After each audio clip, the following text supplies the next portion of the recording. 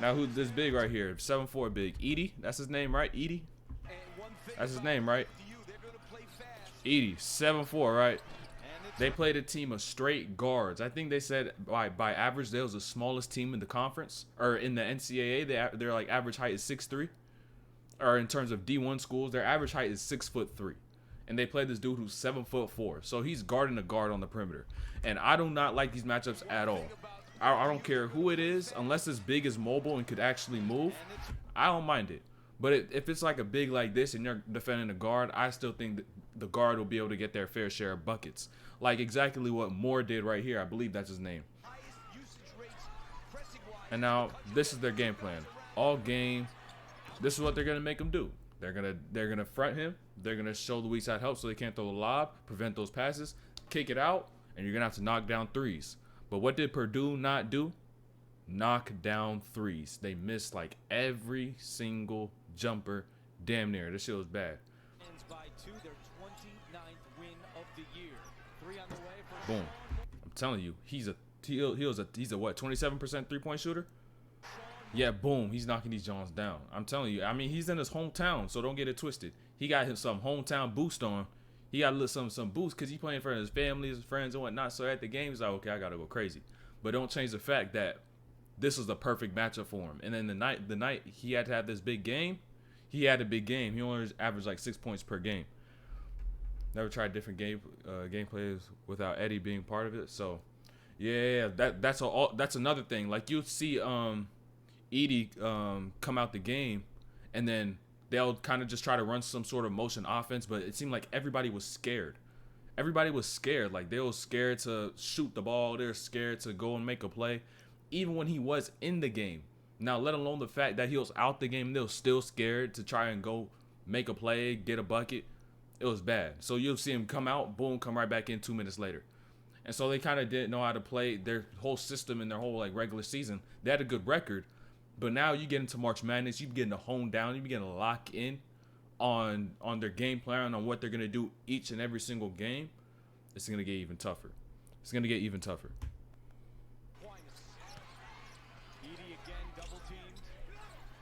The shots they're gonna take, the shots they're gonna have, this is what they're gonna have to shoot. They had to shoot all game to be able to win this game. Dude was triple team. And there's a couple other things I want to talk about. I'm gonna talk about a little later on when I show some of these clips about what they did and how they could have done it even better and actually been able to get this win.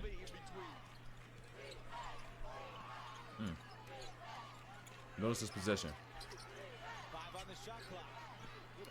Hey, but let's give them credit. Let's not try to say Purdue stole the game themselves. FDU's defense was fantastic, because they have a whole bunch of guards, and all these guards are active. All these guards are moving. All these guards are literally guarding, pushing up into everybody. So it's not like they have a bunch of guards who are lazy, or they have a player on the court that's lazy, that's holding them back. They're all hustling. They're all rotating. They're all doing these stuff. But I want to show you a counter though as to what they're doing in these sets though. Is that you know how they're fronting the post, and then they also showed the help, so they can't really throw that pass in there at all, and kind of just negated it completely. In situations like these, you make a skip pass, right? Edey though, you see the skip, right? You see how they reacted on the skip. Because let's think about it right here. The help defender is this player guarding the corner. This player right here is kind of another help defender, but not helping as much as these two, of course. So boom, you get in a position where you have this player corner, you got this player wing, you got them spaced. Then you throw this skip to the corner, or you throw this skip to the wing, and then as soon as you make that skip, you have Edey turn and seal. Turn and seal, because now that player that I was on his top side, the ball switched sides of the court. Now he's on his backside. You hit boom, boom, hit it to the skip, then hit it low. Then Edey goes up with that shot quick before a double is able to get the chance to come over, or even the triple team is able to get the chance to come over. That skip pass is key if you see somebody getting fronted in the post and these passes not being there. It's just that this player right here also has to do a good job of turning and sealing immediately as soon as they throw that skip. And I didn't really see him do it all night, because like they say, they had it right here. If he just held his position, catch, dump down, boom, bucket. Easy, easy bucket. If you just throw this skip. So you just look at it once again. Boom, you hit this skip right here. Hold him off. You got nobody. Hold him off, you got nobody right there. But at the end of the day, these two defenders right here on this weak side, they did a great job. They did a great job. Let's just watch. Last time going through this play, they did a great job. Boom, on this help, close out. Two really good closeouts, back to back. And then he gets the post, he circles around in front. Boom, makes the save. And I believe they got the possession after that. That's great defense from FDU. I'm telling you, though, you need to skip. He's seeing too many bodies. He's seeing mad bodies. You see all that good defense, all that hustling. You just got to get that rebound, bro. It's just great defense. That's hustle. That's the defense you want any team to play. The type of energy you want any defense to play. But damn, you got to get that. You got to get that board. You worked so hard for 30 seconds. So hard for 30 seconds, right? And then boom, you get the miss. You don't get this board though. It's tough. That's tough. Those hurt. Now a lot of people will see this 7-4 player come over here on this help, and they'll be like, "Oh damn, I'm not going up. He gonna send my shit to the goddamn 10th row. I ain't getting that shit over him." But the thing is, he's not set. He's not standing in the same spot. He's not just in one spot. He's coming over from the help, and he's late, as a matter of fact. He sees this catch, boom, now he's running down. And now I don't care if you're 7'4", I don't care if you're 8'2", I don't care if you're 10'4". If you're coming in this direction, you're trying to make this jump and trying to go up and block this shot. If the player that's making that drive decides to go into you and make that contact, it's going to be extremely tough for that player coming over to be able to make a clean play. Because that player that's coming over has to get stopped. It has to jump straight up. Straight up. A lot of players can't do that, let alone if they're like around 6 foot, 6'6", 6'7", who are more mobile, stable, and whatnot, to be able to do this. Now, let alone a person who's 7'4", coming all the way over on help, trying to get all the way over and get straight up into the air. That's extremely tough to do. What's up, Obito? What's good? What's good? So even if you see a big like this, if you decide to drive and make contact, boom, he's jumping from A to B. You decide to hit him, boom, they're calling that foul every time. They should be calling that foul every single time.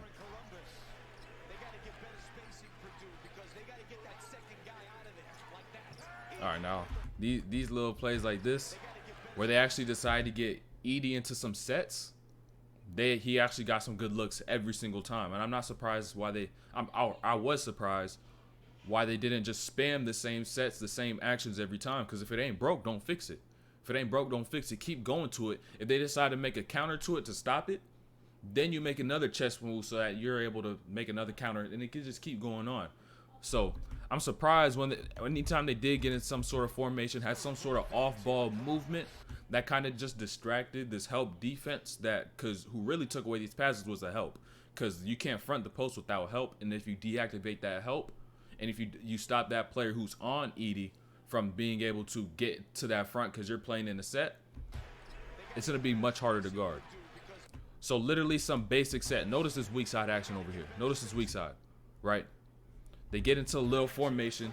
They get into their position and whatnot. You know, they got some moving over here. Got this guy going across over here. Cross screen. It's a little dummy action. All this just to get the ball to Edey for his defender who's lacking, because there's some stuff going off the ball, and the help defenders are they're engaged. They're doing something else. They're busy. So now they can't really focus on Edey so much, because at the end of the day, they still have other players they need to guard.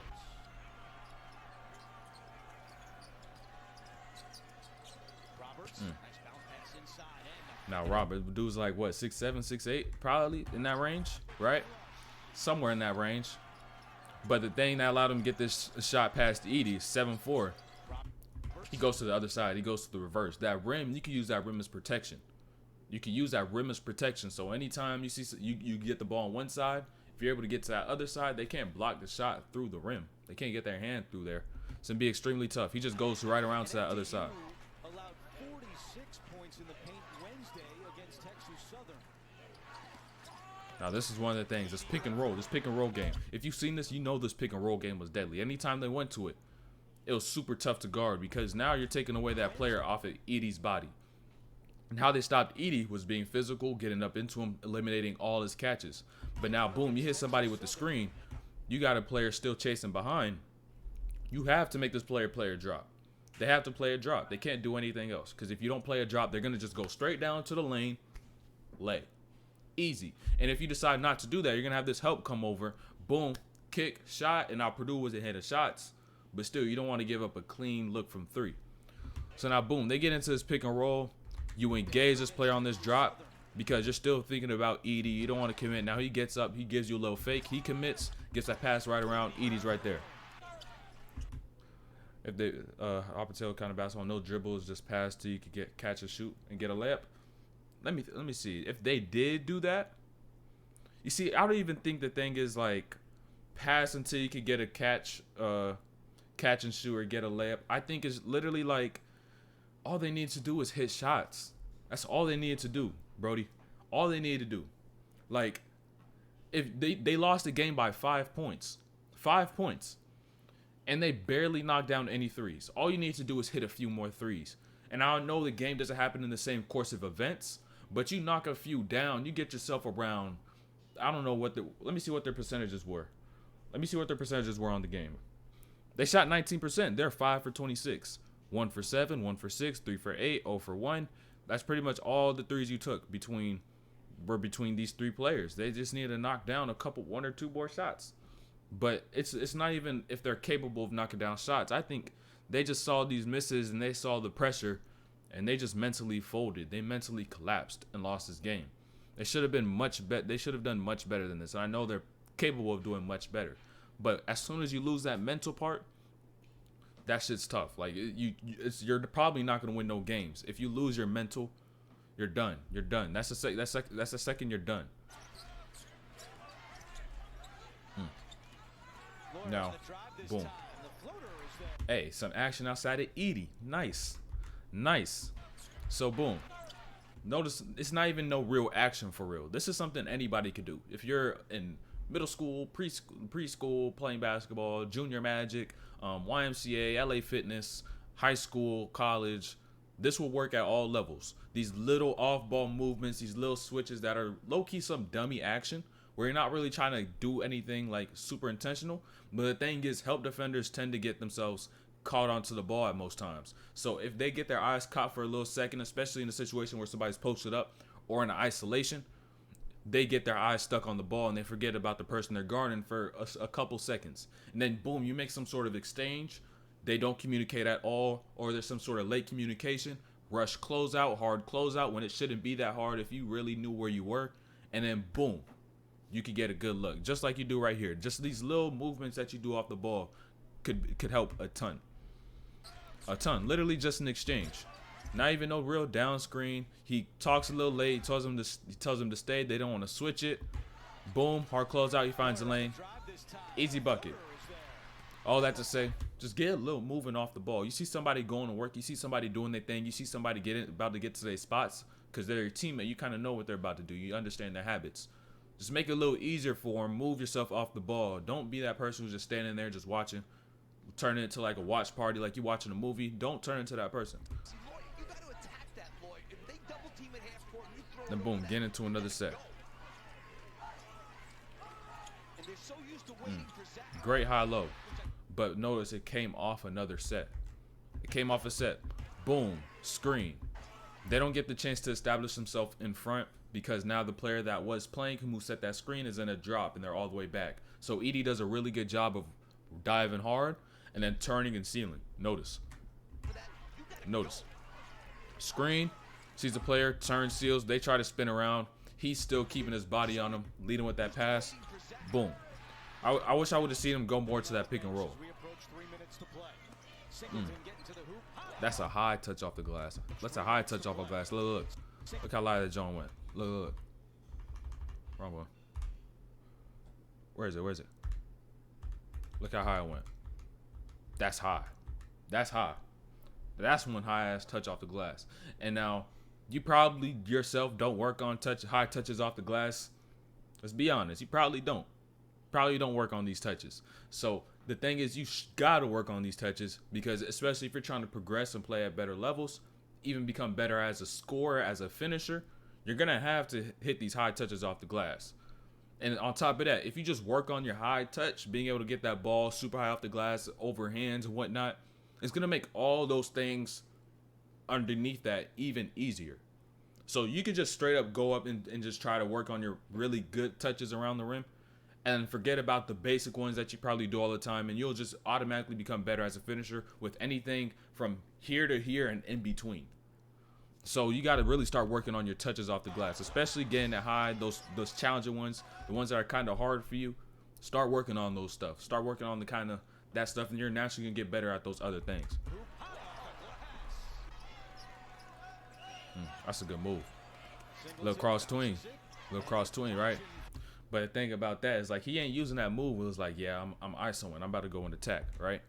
It was just kind of like a little size up. He just wanted to see how he reacted, right? And a lot of you kind of, I know a ton of hoopers in general just go in the gym, do their handles, do their little drills and whatnot. But then again, the game, it's like, it don't work. Like, how the hell this shit don't work? What the? I was doing this in the gym. I was doing it while I was in a workout, but I'm just getting to the game and it's just not working.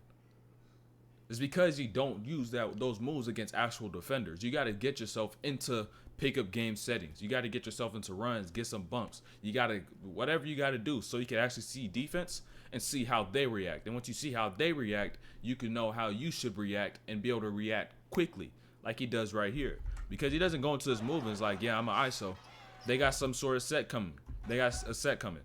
Now, boom, he hits his moves like, okay, I got a lane. Boom, I'm going. But if you're just literally split seconds too late, you could turn this little lane that you got to something that's super opened up to something that's closed just because you don't react quick enough.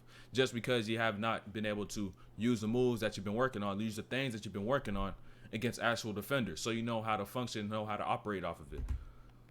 All that to say, you got to use all your moves against defense. And I know when you first started, it's going to be like, damn, man, this shit not working. I don't know. Like, I'm just getting, it's just ass. Like, I just made a turnover. I did it 5 times in a row, but I can't quite adjust. Shit's going to happen. You're going to fuck up. You're going to mess up. But you got to learn from your mistakes. Don't just keep making mistakes over and over and over again, because most likely it's probably going to be because of the same reasons. But you don't want to question yourself enough to figure out what those reasons are for you to take those reasons and change it. So you just need to get past that learning curve and just begin to question, begin to figure things out, and not just settle for what happens. And you know, SDU's been a very good offensive. Oh, what a pass. Hold on, let me see this play again. Offensive rebound. And you know, SDU's Boom, right there. You seen that ball fake, right? Seen that ball fake, right? Peep that ball fake. These ball fakes are forgotten in today's basketball. All levels, they're forgotten because they're so useful. Like, you see a hard closeout, you get that ball, fake it.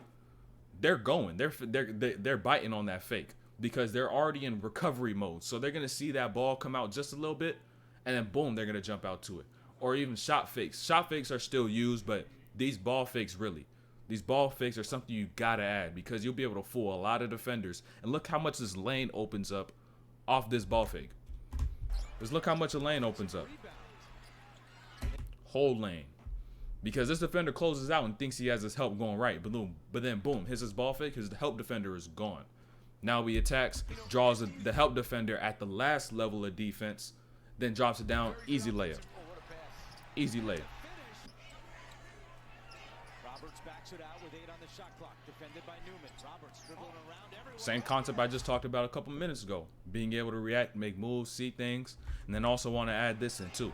Peep that left finish. Peep that left. Boom, in and out, left. He goes up, and look how late Edey is to contest that shot. Look how late he is. Let's watch this again. Peep how late he is. He's already up. He's literally just one step behind.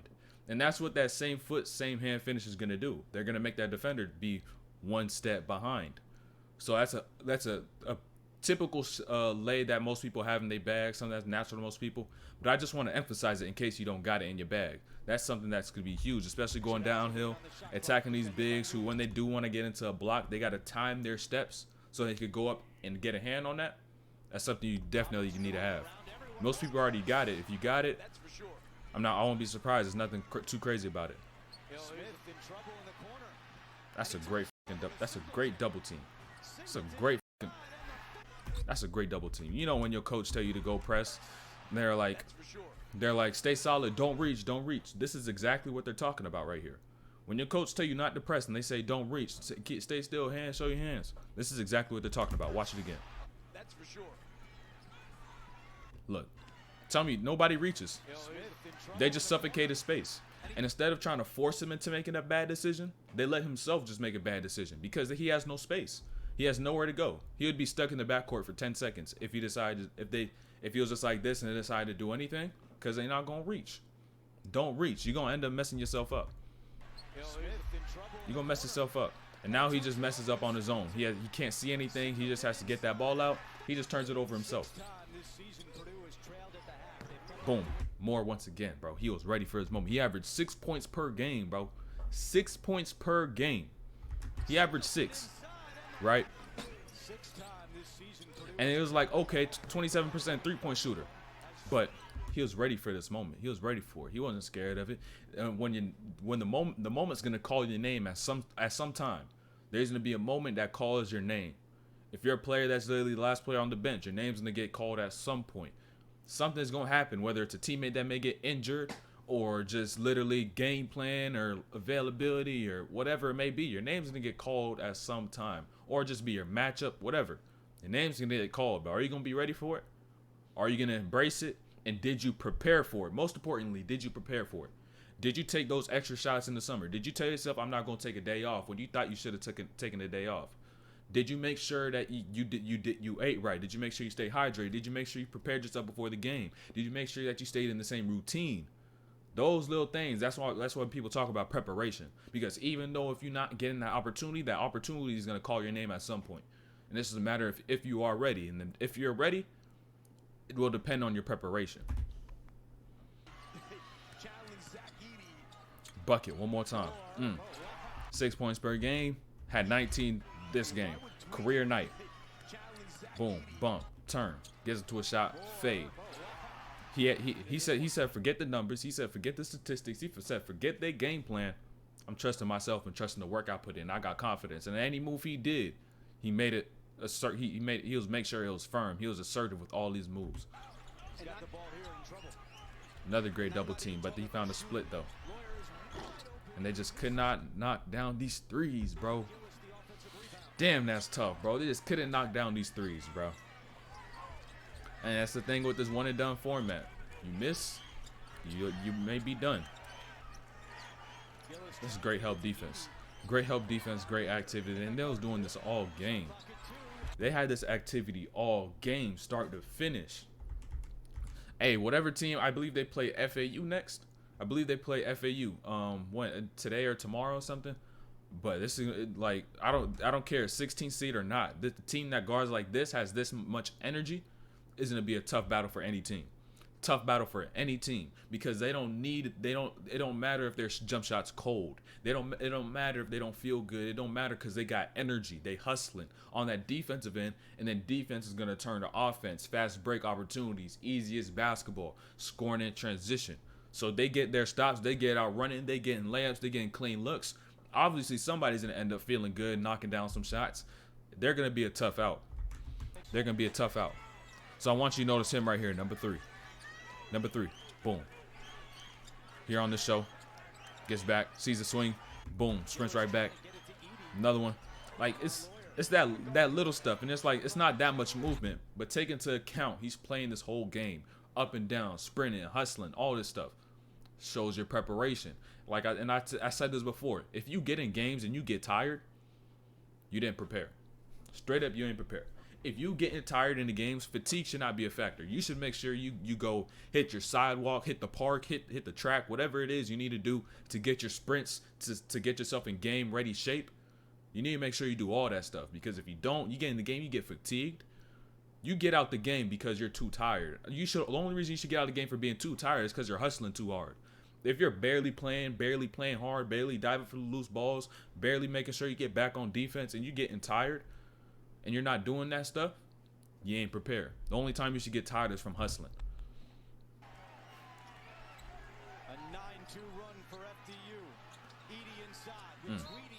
Now this quick offense that they had, that was another time they was able to score well. When not aside from those sets and the pick and rolls, when they did get the ball down quick, and then now you're literally playing Edey one-on-one. Because now they're playing this press. I've only seen it happen like what, 2 or 3 times. Appreciate that follow. Verified. Appreciate that follow. Appreciate that follow.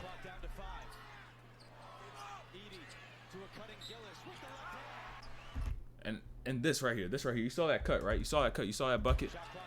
Nobody cut all game when he got into his post.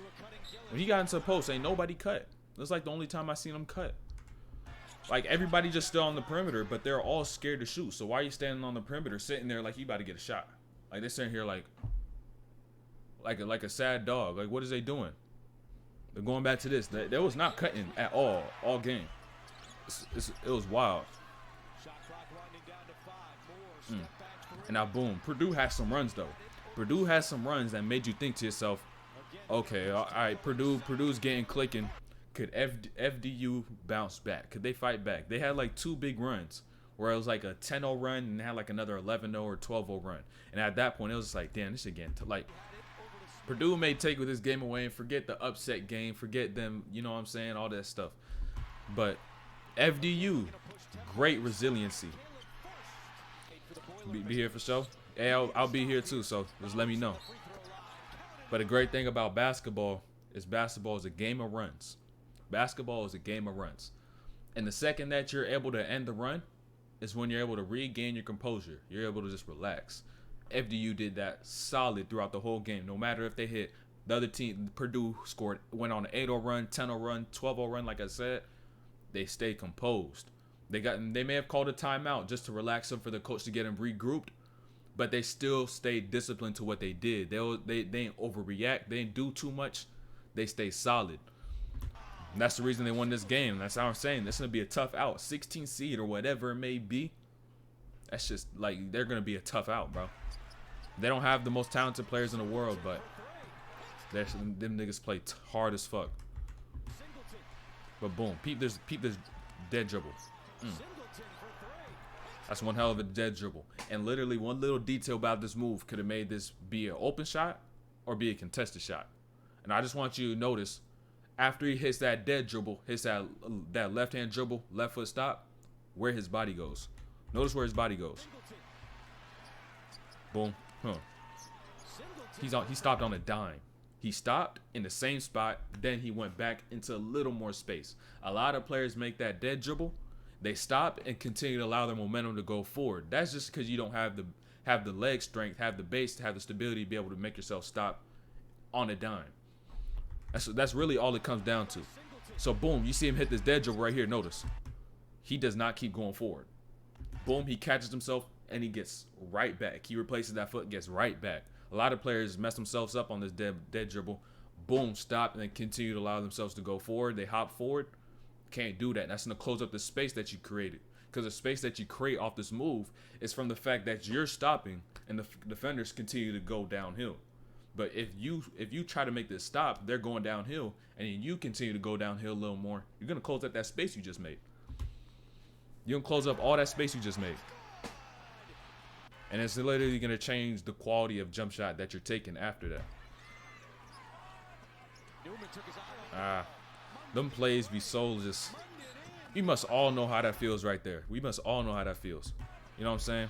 Where somebody threw you a pass and then you kind of you don't even catch it. Like the ball may go slip through your hands, hit you in the head, slip through your hands, go out of bounds, slip through your hands, and just ends up loose ball or something. We all got to know how that feels. But the reason that happens is because you're just not in the present moment. You're not present. Like you're thinking just a little too far ahead. And you're going to see it. There's going to be a replay right after this. We're going to literally see his head turn away. And it's now as if he's thinking about his next move. When he doesn't even have the ball in his hands. If you don't got the ball in your hands, you can't make no moves. Why you think about your next move when you still got a move to make, which is catch the ball? You just got to relax yourself. You can't be too ahead of yourself. When you do that, plays like this going to happen. It's going to be a little goofy turnover. Now he gets this. Boom. Other way. Lay and one. Somersaults right back onto his feet. Peep his head. Look, he's got doinked right in the side of his head. He was just going a little too fast. Look, got his eyes off the ball. His head is going straight. He said, forget the ball. You got to make sure you catch the ball first. You can't shoot. You can't dribble. You can't do nothing without the ball. Boom. Side of the head. That's tough. And the Kobe's he got on is tough, too. I look, he may cop them in a little while. Them undefeated pack. No. You listen. Don't go. You heard the commentator, right? Hold on. Let me turn this up right quick. He was like, because he's been talking all game. He was saying, oh, they got to make sure when they get in this press, they get the ball, get it to the middle, and you go. But you can't go in the middle. Notice, you can't go in the middle. A go. Now you got to go. Gillis is going. But yep, he is going. But the thing is, if you catch that ball in the middle, just go. You don't know who's coming from behind you. You don't know who's running up from behind you. May be able to get that back tap, and maybe able to make a play on that ball, get a steal. Most times, this is either going to end up in you turn the ball over like you did right here, or the ball is just going to go out of bounds. So if you're going to go as soon as you make this catch, you got to make sure you know where that next player is coming from, right? So if you see this boom right here, this player coming right here is chasing. This player right here is going to be the player stuck on this one right here. That he's going to be the matchup. But then you got this other player that came on this double, came on this help. That's going to come back and try to take that away. But then, boom, he has that toss out. Other player sprints out right behind you. If you're going to go, you got to know who's coming from, who's going to be able to come over and recover. Moore once again. He can't shoot, right? That's why they put Edie on him. He's not on him right now at the present moment, but you let somebody get going and you let somebody play in their hometown, and when you get in their hometown, they're gonna have some Gatorade boosts. I ain't gonna lie, they're gonna have some park boosts, they're gonna have some shooting boosts. Cause now you got your cousins, your aunties, your mom, your dad, your girl from back home. If you do got one, you got all these people, your friends, your homies. They sit in the crowd watching you play D1 college 16 team playing against the #1 team in March Madness. So of course he's gonna feel a little boosted. Of course he's gonna be feeling a little good. And so now the moment called on him, and he was ready for it. He was ready for it. He had no clue he was gonna come back home and play in March Madness. Hey, let me give Purdue some credit though. That's some great defense by 3. I forgot what his name was, but that's some great defense. And this is literally, I made a video on this last week. You probably may have peeped this off Instagram or whatever. Walling up. Walling up. You see a player get into this paint, you wall up. I don't care if you're 5 foot, 5'1", 4'11", 4'10", 4'5". I don't care how short you are. I don't care how tall you are. Wall up. Because if you jump, where do are you jumping to block his shot? Because you're most likely not going to block his shot. And the times if someone does block a shot, it's because they're already taller and they get that jump up a little after. And since they're already tall, have more length, they're able to get a hand on that. Or they just have a low shot point in general, but you can't bank on situations like that. So just wall up. Wall up. They're going to try to hit you with all these jab steps, all these ball fakes, all these pump fakes and whatnot, just to get you to bite. And the second that you bite, they're going to either have an angle to step through, or they're going to jump into you, boom, foul. It's going to be something along those lines. So just wall up. Wall up. You can't go wrong with walling up. If you wall up and your player still scores, your coach is going to be like, all right, he hit a tough shot. If they hit it, they hit it. But most likely, they get to a stop, they get to your pivots, you walling up, you just in front of them like these, hands all the way up, showing your hands, not allowing your hands to collapse down either. Because if they hit you in your gut or like around your chest, and then boom, hands collapse, you can't let that happen. You got to make sure your hands stay solid. You need core strength, shoulder strength, stuff and whatnot, not to do that. And when they do get up into a shot, don't step up underneath them. Stay walled up. If anything, boom, just hands. Don't step into them. Wall up. Long story short, wall up. Great job by 3 right there. Great defense.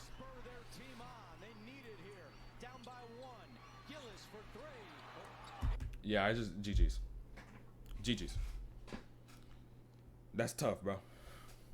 That's tough, bro. That right there, that is tough. Air ball. At this point, y'all can knock down shit.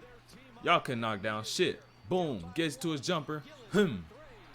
Air ball. That's tough. I was like, damn, they can't hit a jumper. Damn, they couldn't hit a jumper, bro. Maybe if they played literally 6 hours later, they would have been able to hit a jumper. But that's the thing about this one done. You got to be ready. You got to be ready. You got to be prepared, bro. And they folded mentally, though. Boom. Another three-point opportunity. These are all clean. These are all clean. Late hands or no hands. Either one of the two. These are clean looks. These are the shots you take in the gym by yourself. If you do get in the gym by yourself, because I know some people don't really be putting the work in like that. I don't know. I ain't knocking them. I don't know them. But I just know some people be out here. They don't even be in the gym for real. You know? So, these are open looks you should knock down, man.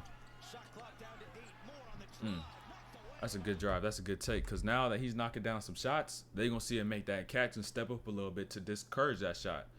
But now you can get downhill because now you got a player like Edey on you. Your first step is going to be quicker. First step is going to be quicker. Then, boom, he has to come across his body and then ends up hitting some head. But he hits a little bit of ball, too. That's still a foul.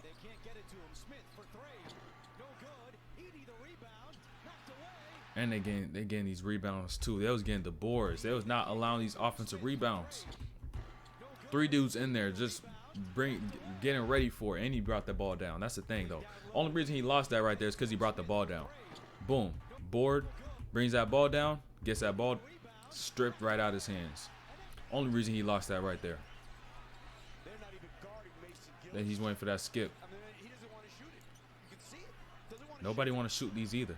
They dumb scared, bro. They dumb scared, bro.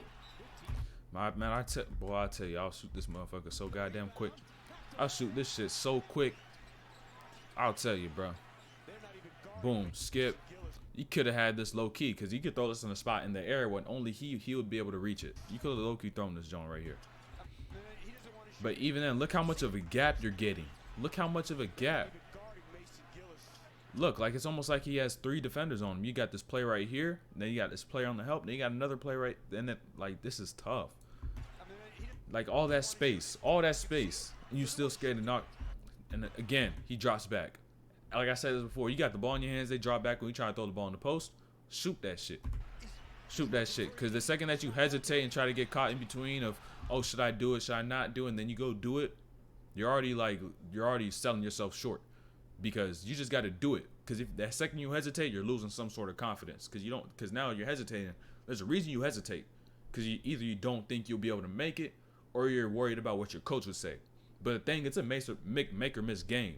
If you make it, all that shit gets thrown out the window. If you miss it, then it's like, damn, why the fuck would you do that?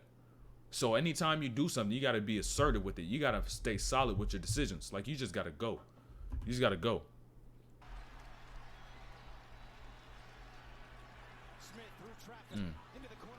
Boom. They finally hit a 3. But low-key, the refs low-key missed the call right here, gang. Gang, the refs low-key missed the call right here. Boom, come down the lane. Hey, that a charge? Y'all calling that a charge? Might be a charge. Low-key, let me know what y'all think. Because I think the refs literally seen him pass that ball up, turned away, and then they ain't think it was a charge. Or like they ain't peeped that he ran into somebody. So, but I don't know. Because he kind of gave that ball up, and it was a little while away till he hit the body. But I don't know. Absolutely. They be calling that shit all the time, though. So, they should low-key, they can't be tripping like that. Hardly gets called, though. They sometimes they get called. They get called sometimes. You know, the rest be teed. But I think he just, like I said, I think he just passed that ball up.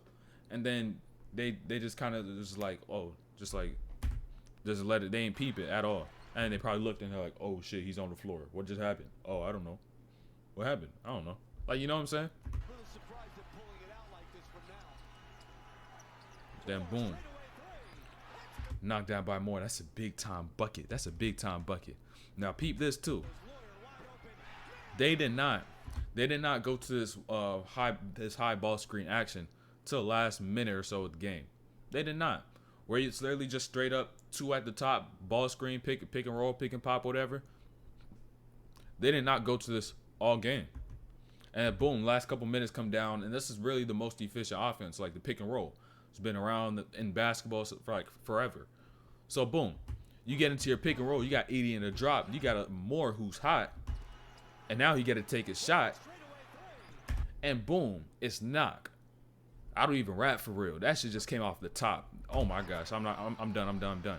That's ridiculous. I don't even rap. Boom, another high ball screen action. Good recovery by Edey.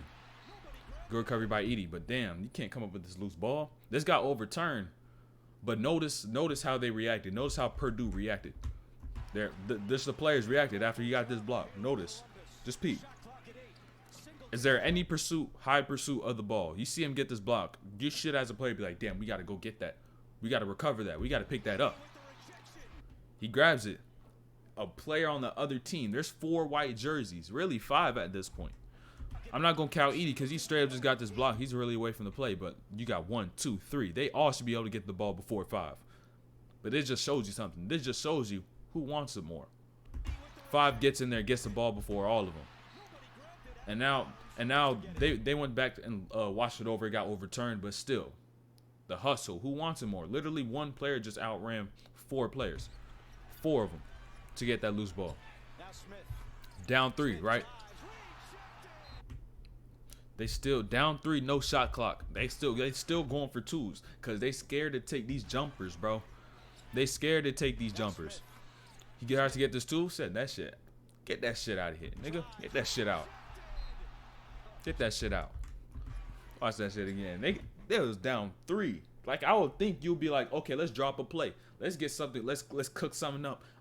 It's just 1 3. You gotta hit 1. You gotta get a 3. But now you're kind of trying to hit the 2, go foul. Hopefully they miss 1, and then boom, you get the ball back. They may have been on 1-1 too. So, or no, yeah, it was 1-1. Peep, it's 1-1. Bonus, no bonus plus. So boom. So boom, you get that right there. I guess that's what they're playing because they just couldn't knock down any shots. So boom, he gets that right there, gets the block. 2, goes right out of bounds, run another play. And this is the look. This is the look they take. That shows close to 5 seconds. I'll tell you that. Really? Y'all drew this up. And y'all know you got 12 seconds on the clock. Y'all know you got 12 seconds on the clock, right? And this is the shot you take with 12 seconds. You ain't no way, bro. With 12 seconds, you take the shot within 4 seconds of that. A 3. If you're gonna get a 3, you may as well use the rest of the clock to try to find a cleaner look from 3. Instead of trying to just hoist up a jumper, that's like you got 2 seconds left. Like, you have to shoot this. Like, you just can't take that and swing that again and somebody can generate a better look. Swing this to the top, hard close out, boom, let him cook. Let him try to find something else. Instead of you taking this terrible shot. Hold on, the screen change, hold on. Oh, damn, there we go. That shit was shape shifting like goddamn. Like I was fucking in the Fantastic Four. But then boom, he shot this shit so damn early in the clock. Like, you have so much. It also leaves time for the other team. Like, I mean, just find a better look. That's a terrible look to take. That's a terrible shot to take. Terrible. What's good, Mix? What's good? Knocked down both of them free throws. He got fouled right after that shot. And I ain't gonna lie, at this point, I don't know why they're still playing for real.